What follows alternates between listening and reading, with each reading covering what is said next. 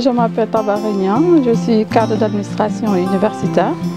Je suis diplômée en langue étrangère appliquée, en gestion des ressources humaines et en administration des affaires.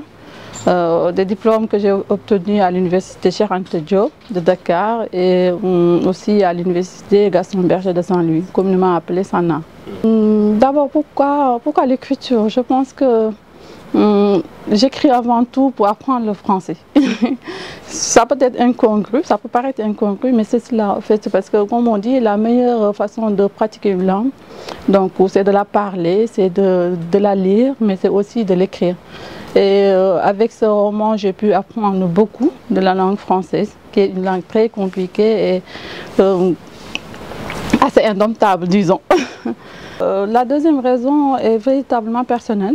Parce que je pense qu'il y a une autre Tabara qui vit en moi, une autre Tabara qui a beaucoup d'interrogations sur le monde, sur les femmes dans le milieu professionnel.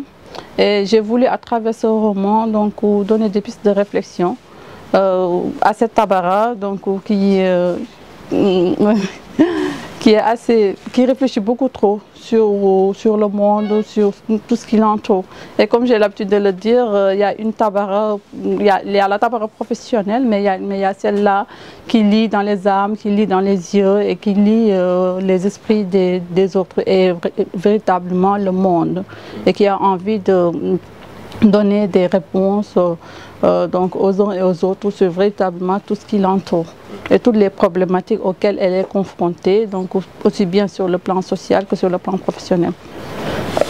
Cet an dernier, je taquinais des amis Facebookers en leur disant qu'effectivement le roman parle de moi à hauteur de 2%, parle de la vie de Debo, le personnage principal, de la vie sociale et professionnelle de Debo à hauteur peut-être de 50%, parle aussi de tout et de rien à hauteur de 48%.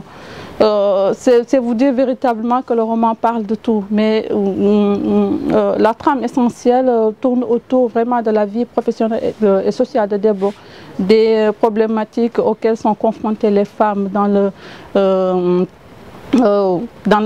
Sénégal où nous sommes, donc, et surtout dans les organisations professionnelles.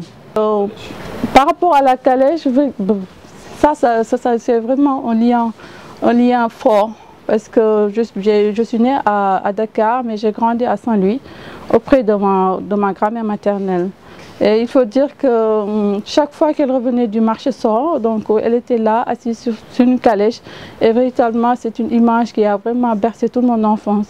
Et quand il s'agit pour moi de choisir une couverture, avant même la couverture, un titre pour le roman, j'ai pensé automatiquement à cela, donc à une calèche qui fait référence aussi à un voyage, parce qu'effectivement Debo appelle à un voyage et tout, donc à une incursion dans son monde à elle, son monde social et professionnel. Et vous verrez aussi que sur la couverture, il y a le symbolisme du carapite. C'est effectivement pour faire référence au Sénégal, donc qui m'a vu naître et tout, donc, et dont je suis très fière d'appartenir.